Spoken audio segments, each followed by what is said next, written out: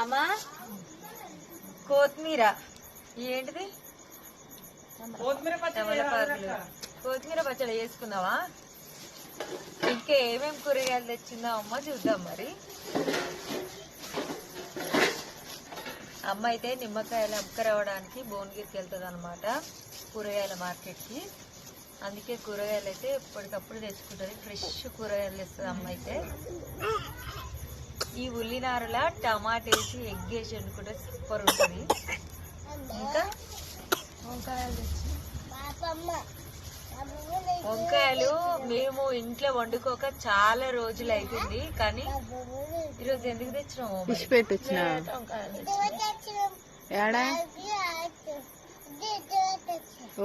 వండాలో ఎల్లుండో వండాలో, కానీ వంకాయలు ఇంకా వట్టి చేపలు వండాలన్నమాట.